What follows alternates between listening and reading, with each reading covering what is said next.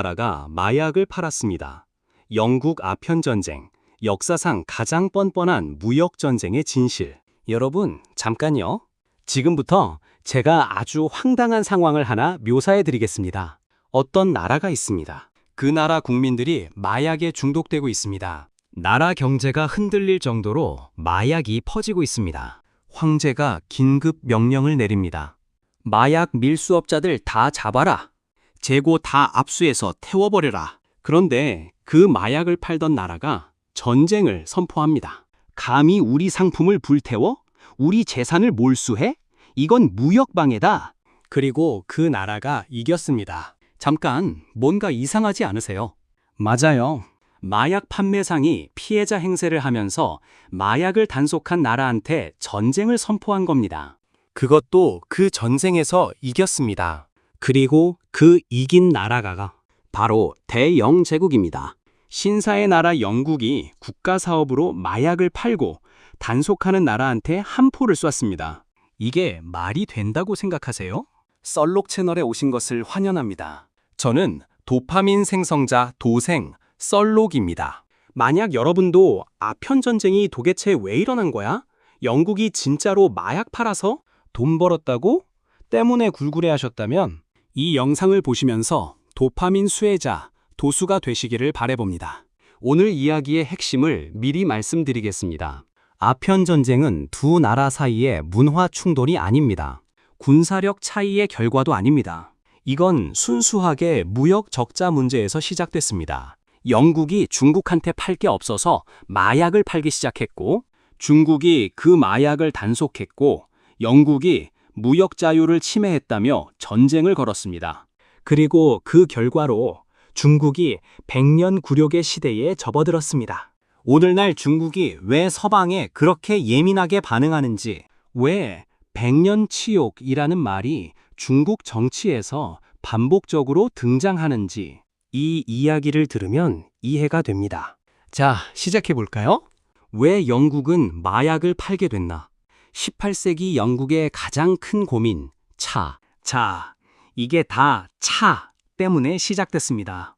여러분, 영국 하면 뭐가 떠오르세요? 신사, 여왕, 빨간 전화부스, 그리고 홍차. 맞습니다. 영국 사람들은 차를 정말 진심으로 마십니다. 18세기 영국에서 차는 요즘 우리가 커피를 마시는 것처럼 하루에 몇 잔씩 마시는 국민 음료였습니다. 문제는 차가 어디서 오냐는 겁니다. 중국이었습니다. 중국만이 차를 대량으로 생산할 수 있었습니다. 18세기 내내 영국은 중국에서 어마어마한 양의 차를 수입했습니다. 거기다 도자기, 비단까지.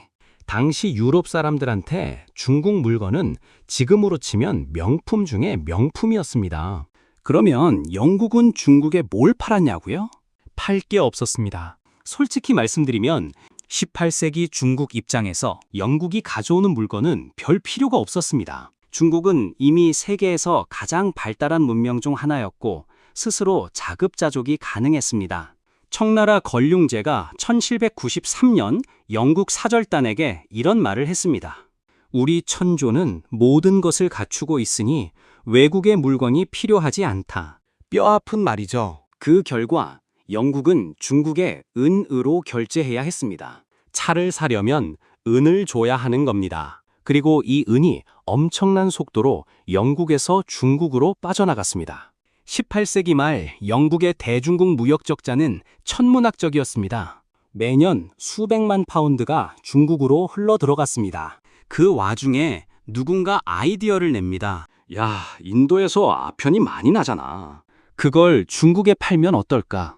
역사는 늘 예상한 것처럼 흘러가지는 않죠. 이 한마디가 아시아 전체의 역사를 바꿉니다.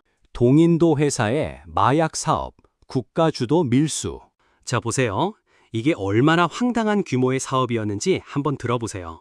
아편은 양귀비에서 추출하는 마약성 물질입니다. 헤로인, 모르핀의 전신. 중독성이 극강입니다. 한 번 시작하면 금단 증상이 너무 심해서 끊기가 거의 불가능합니다. 중국은 아편 수입을 공식적으로 금지하고 있었습니다. 그래서요, 영국 동인도 회사는 밀수를 했습니다. 합법이 안 되면 불법으로. 이게 국가 지원 밀수였습니다. 1800년대 초 동인도 회사가 중국에 밀수출하는 아편량이 연간 4천 상자 수준이었습니다. 상자 하나에 약 60kg. 그게 1830년대가 되면 연간 4만 상자가 넘어갑니다. 30년 만에 10배. 이 아편 판매로 동인도 회사가 얼마를 벌었냐고요? 당시 인도 총세수의 약 15에서 20%가 아편 사업에서 나왔다는 추산이 있습니다. 영국 인도 식민지 재정의 5분의 1이 마약으로 굴러간 겁니다. 그리고 중국에서는 어떤 일이 벌어졌냐고요? 1820년대 기준으로 중국 내 아편 중독자가 최소 수십만 명. 청나라 관리들 사이에서도 아편 중독이 퍼졌습니다. 군인들이 아편에 절어 있었습니다. 은이 마약값으로 중국 밖으로 흘러나갔습니다. 역전이 일어난 겁니다. 처음엔 영국의 은이 중국으로 흘러들어갔습니다. 이제는 중국의 은이 영국으로 흘러나가고 있었습니다. 영국 입장에서 완벽한 비즈니스입니다. 중국 입장에서는 나라가 망해가고 있었습니다. 마약 판매상이 피해자가 되는 순간, 임칙서, 마약과 정면으로 싸운 남자. 1838년, 청나라 도광제가 결단을 내립니다. 아편 문제를 완전히 뿌리 뽑겠다고. 그리고 그 임무를 맡은 사람이 등장합니다. 임칙서, 린적서. 이 사람 진짜 대단한 사람입니다. 청렴하고 유능한 관리로 유명했습니다. 황제가 아편 문제 해결사로 지목할 만큼 신뢰받던 인물. 임칙서가 광저우에 도착합니다. 당시 광저우는 외국 무역이 허용된 유일한 항구였습니다. 영국 상인들이 다 거기 있었습니다. 임칙서가 제일 먼저 한 일이 뭔지 아세요? 영국 빅토리아 여왕에게 편지를 씁니다. 내용이 걸작입니다. 당신네 나라에서는 아편을 법으로 금지하고 있다고 들었습니다. 그렇다면 왜 우리나라에는 그 금지된 물건을 팔려고 하는 겁니까? 다른 나라 국민들이 해를 입어도 된다고 생각하는 겁니까? 날카롭죠? 실제로 영국은 당시 국내에서 아편 판매를 규제하고 있었습니다. 수출용은 오케이, 국내용은 안 돼. 이 이중성을 임칙서가 정확히 찌른 겁니다. 여왕이 이 편지에 답장을 했냐고요? 안 했습니다. 그냥 씹었습니다. 임칙서는 기다리지 않았습니다. 광저우 항구를 봉쇄하고 영국 상인들에게 최후 통첩을 날립니다. 아편 재고 전부 내놔라. 영국 상인들을 상관 건물 안에 가둬버립니다. 물도, 음식도, 하인들도 전부 내보냅니다. 완전 봉쇄. 6주 동안 버티던 영국 상인들이 결국 항복합니다. 아편 재고 전량 제출. 그 양이 얼마였냐고요? 약 1,400톤. 현재 가치로 수천억 원에 달하는 어마어마한 양. 임칙서는 이걸 어떻게 했냐고요? 다 태워버렸습니다. 바닷물과 석회를 섞어서 아편을 녹이고 바다에 흘려보냈습니다. 23일 걸렸습니다. 광저우 앞바다가 하얗게 변했다고 목격자들이 전합니다. 역사적으로 통쾌한 장면입니다. 그런데 이 다음이 문제였습니다. 영국의 반응. 이건 자유무역 탄압이다. 자, 보세요. 이제부터 진짜 황당한 이야기가 시작됩니다. 임칙서가 아편을 몰수하고 태웠다는 소식이 런던에 도착합니다. 영국 의회에서 경론이 벌어집니다. 전쟁을 해야 하냐 말아야 하냐. 전쟁 찬성 측 주장이 걸작입니다. 중국이 영국 상인들의 정당한 재산을 불법으로 몰수했다. 이건 자유무역에 대한 침해다. 영국 국민의 권리를 지켜야 한다. 마약 장사꾼의 재산을 몰수한 게 자유무역 침해랍니다. 반대 측에서는 당연히 반박했습니다. 훗날 총리가 되는 윌리엄 글래드스턴이 의회에서 이런 말을 했습니다. 이토록 불의하고 이 나라를 영구적인 치욕으로 덮을 전쟁을 저는 알지 못합니다. 굉장히 날카로운 비판이죠. 그런데 전쟁 찬성파가 이겼습니다. 9표 차이요. 9표 차이로 영국은 마약 판매를 계속하기 위해 중국에 전쟁을 선포했습니다. 1차 아편 전쟁 1840년. 한포 외교 기술 격차의 민낯. 전쟁이 시작됩니다. 청나라 군대와 영국 군대가 맞붙습니다. 숫자로 보면 청나라가 압도적입니다. 청나라 군인이 수십만 명, 영국 원정군이 고작 수천 명. 그런데 결과는요? 영국의 완승이었습니다. 왜요? 기술 격차가 너무 컸습니다.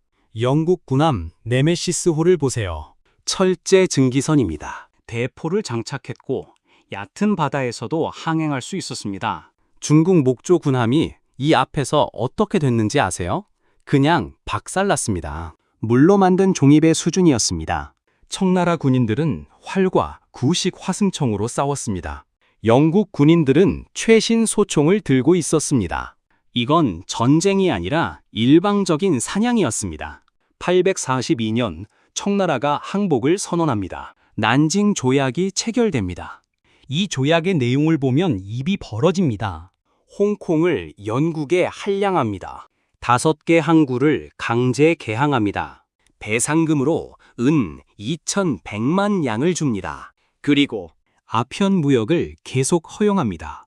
아편을 단속하려다가 항복하고 아편 무역을 허용하게 된 겁니다. 그리고 더 황당한 건 아편이라는 단어가 난징 조약 본문에 한 번도 등장하지 않는다는 겁니다. 조약 어디에도 아편 허용이라고 쓰여 있지 않습니다. 그냥 자유무역 보장이라고만 써 있습니다. 합법적으로 마약 판매를 보장받은 겁니다. 그것도 상대방 나라 영토 안에서. 역사의 아이러니가 아닐 수 없죠. 2차 아편 전쟁, 더 뻔뻔하게. 에로호 사건 구실이 없으면 만들면 된다. 자, 여러분, 이제부터는 더 황당해집니다. 1차 아편 전쟁이 끝나고 15년이 지났습니다. 1856년. 영국은 만족하지 않았습니다. 더 많은 항구, 더 깊은 내지 통상권을 원했습니다. 전쟁을 하려면 명분이 필요합니다. 명분이 생겼습니다. 에로호 사건입니다. 에로호는 홍콩에 등록된 선박이었습니다. 배 주인이 중국인인데 홍콩 등록을 한 배, 그러니까 영국 국기를 달고 있었습니다. 이 배에서 청나라 관리들이 선원들을 체포합니다. 밀수 혐의로요. 그러자 영국 영사 해리 파크스가 발끈합니다. 영국 국기 달린 배에 손댔다. 이건 영국 주권 침해다. 그런데 사실이 밝혀집니다. 체포 당시 에로호는 영국 선박 등록 기간이 이미 만료된 상태였습니다. 이미 영국 배가 아니었던 겁니다. 현장 영사도 이 사실을 알고 있었습니다. 그런데 어떻게 했냐고요? 런던에 보고할 때 이 사실을 쏙 빼고 보고했습니다. 영국 정부는 이 불완전한 명분을 붙잡고 전쟁을 결정했습니다. 프랑스도 끌어들였습니다. 마침 프랑스 선교사가 중국에서 처형됐거든요. 그게 프랑스의 명분이 됐습니다. 그리하여 영국 프랑스 연합군이 중국을 공격합니다. 2차 아편 전쟁 1856년. 이걸 보고 당시 영국 의원 하나가 의회에서 소리쳤습니다. 우리는 구실을 찾다가 못 찾으면 구실을 만들어서 전쟁을 합니까? 맞습니다. 그게 팩트였습니다. 원명원, 불태워진 여름 궁전. 2차 아편 전쟁은 1차보다 훨씬 잔인하게 끝났습니다. 1860년 영국 프랑스 연합군이 베이징까지 진격합니다. 그리고 원명원을 불태웁니다. 원명원이 뭔지 아세요? 청나라 황제들이 150년에 걸쳐 만든 여름 궁전입니다. 유럽의 베르사유 궁전에 비견될 정도의 웅장한 규모였습니다. 인공 호수, 유럽식 분수, 수백 채의 건물, 각종 예술품과 보물들. 당시 서방 여행자들이 이걸 보고 지상에서 가장 아름다운 곳이라고 불렀습니다. 연합군 병사들이 먼저 약탈합니다. 가져갈 수 있는 건 다 가져갔습니다. 그리고 사흘 동안 불을 놨습니다. 건물들이 타오르면서 연기가 베이징 하늘을 뒤덮었습니다. 이 명령을 내린 사람이 영국 원전군 총사령관 엘긴 경이었습니다. 그의 아버지가 바로 그리스 파르테논 신전의 대리석 조각을 영국으로 가져간 엘긴 경입니다. 아버지는 그리스 문화재를 빼갔고 아들은 중국 궁전을 불태웠습니다. 참 가업을 잘 이었습니다. 지금도 중국 정부가 영국의 원명원 약탈품 반환을 요구하고 있습니다. 영국은 지금도 돌려주지 않고 있습니다. 결국 청나라는 또 항복합니다.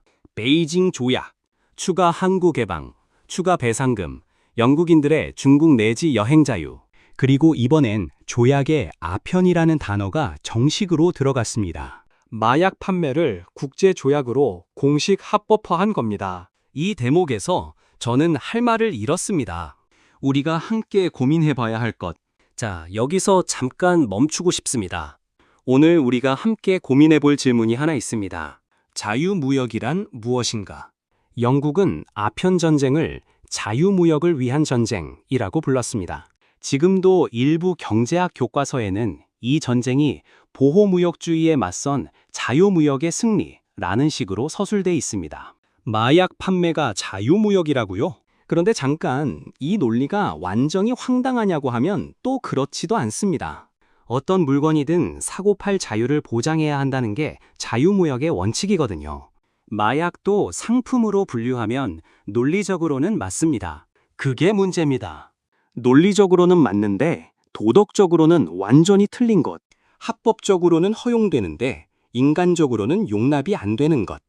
영국의 아편 무역은 이 간극을 완벽하게 보여줍니다. 그리고 이 간극은 지금도 존재합니다. 담배 회사가 흡연 규제가 약한 나라에 대규모 마케팅을 하는 것. 환경 규제가 없는 나라에 오염 공장을 짓는 것. 형태는 다르지만 논리는 똑같습니다. 우리는 그 나라 법을 위반한 게 아니다. 역사는 그렇게 말하고 있습니다. 합법이면 괜찮다는 말은 때로 가장 위험한 면죄부가 됩니다. 여러분이라면 어떻게 생각하세요? 100년 굴욕의 시작. 아편 전쟁이 중국에 남긴 것. 자, 큰 그림을 봐야 할 시간입니다. 아편 전쟁이 중국에 남긴 것들을 정리해 드릴게요. 첫째, 불평등 조약의 시대. 난징 조약 이후 중국은 수십 년에 걸쳐 서방 열강과 줄줄이 불평등 조약을 맺습니다. 영국, 프랑스, 미국, 러시아, 일본, 각국이 중국에서 이권을 빼갔습니다. 중국 땅 안에서 외국인이 중국법을 안 지켜도 됐습니다. 중국 안에 중국법이 적용 안 되는 구역이 생긴 겁니다. 둘째, 아편 중독자 폭발. 아편 무역이 합법화된 이후 중국 내에 아편 중독자가 폭발적으로 늘었습니다. 19세기 말 중국 성인 남성의 3분의 1이 아편 중독이었다는 추산도 있습니다. 나라의 생산성이 바닥을 쳤습니다. 군대가 무력화됐습니다. 셋째, 청나라의 몰락. 아편 전쟁의 충격, 불평등 조약의 굴욕, 경제적 피폐함이 쌓이면서 청나라 내부에서 반란이 줄줄이 터집니다. 태평 천국의 난, 의화단 운동. 결국 청나라는 1912년에 무너집니다. 2000년 넘은 황제 체제의 붕괴입니다. 그리고 넷째, 현재 진행형. 중국이 지금 왜 그렇게 서방의 내전 간섭에 예민하게 반응하는지, 왜 100년 굴욕이라는 말이 중국 정치 담론에서 반복적으로 등장하는지, 아편 전쟁에서 시작된 이 상처가 중국의 집단 기억 속에 깊이 박혀 있습니다. 역사는 끝나지 않습니다. 어딘가에서 누군가에게 청구서로 날아옵니다. 역사의 아이러니, 그리고 우리가 배울 것. 마지막으로 이 이야기가 우리에게 주는 교훈을 생각해 봅시다. 저는 이 이야기를 준비하면서 계속 이런 생각이 들었습니다. 아편 전쟁에서 가장 인상 깊었던 사람이 누구냐고 물으면 저는 임칙서를 고릅니다. 이 사람은 질 전쟁인 줄 알면서 싸웠습니다. 영국 군함의 화력이 청나라를 압도한다는 걸 몰랐을 리 없습니다. 그런데도 아편을 몰수하고 태웠습니다. 옳기 때문에. 그 결과 황제에게 책임을 뒤집어 쓰고 좌천됐습니다. 신장으로 유배를 갔습니다.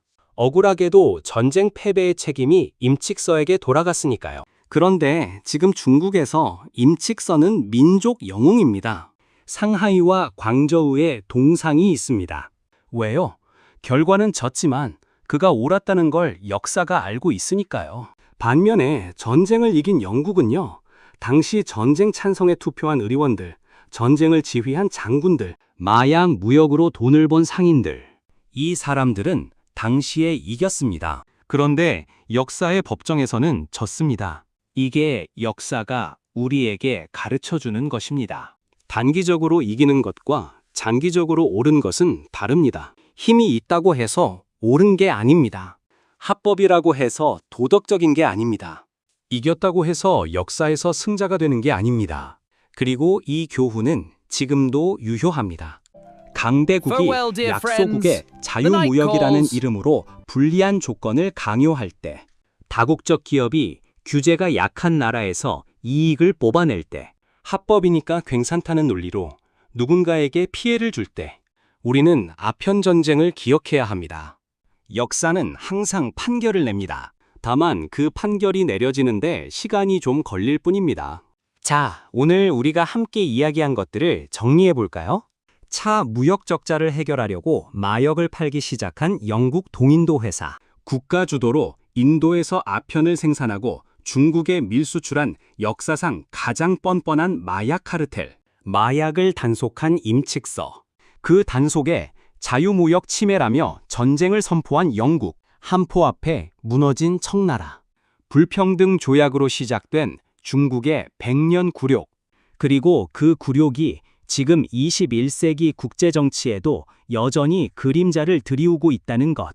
역사는 늘 우리가 예상하는 대로 흘러가지 않습니다. 정의가 반드시 이기지도 않습니다. 그러나 정의는 기억됩니다. 그리고 역사는 결국 그 기억을 복원합니다. 여러분, 이 이야기를 보시면서 어떤 생각이 드셨나요? 저는 이 이야기를 준비하면서 묘하게 씁쓸하면서도 통쾌한 감정을 동시에 느꼈습니다. 씁쓸한 건 옳은 일을 한 임칙서가 유배를 가고 마약을 판 영국이 이겼다는 것.